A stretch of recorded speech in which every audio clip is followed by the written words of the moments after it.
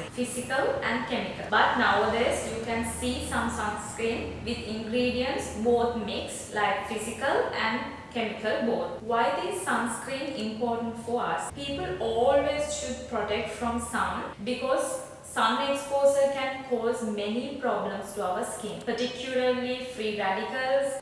Sun exposure can cause for pigmentation and other skin problems. What are these physical and chemical sunscreen? We can categorize these two sunscreen. Physical sunscreen like an umbrella. When we apply physical sunscreen, it sits on top of the skin. When we apply chemical sunscreen, it works as a sponge. Therefore, these two sunscreen work differently. What are the main ingredients of this sunscreen?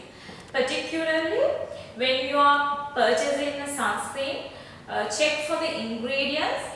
If those ingredients contain titanium dioxide or zinc oxide, those sunscreen go to the category of physical sunscreen.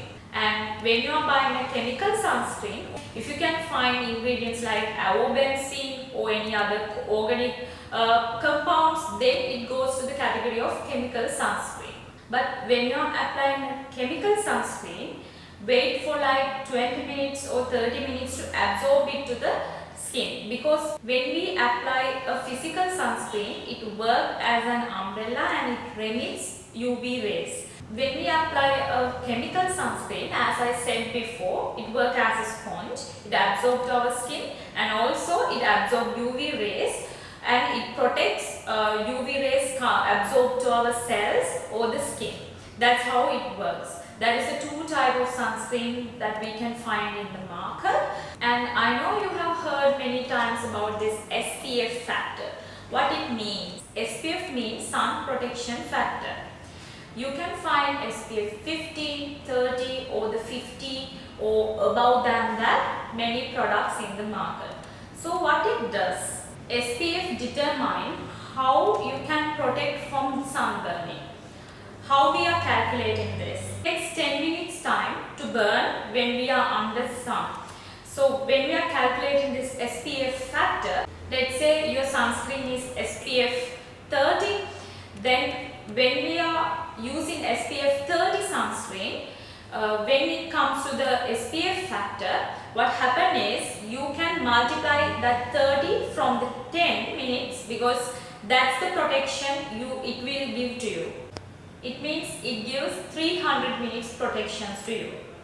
But another important factor is when you are applying a sunscreen, you can't keep that sunscreen for a long time and it will never give the protection that you expect. I said SPF 30 protection will give 300 minute protection to you, but when we apply a sunscreen, as we know, we are sweating and sometimes we do some activities. Afterward, what happens is that sunscreen will remove from our skin automatically.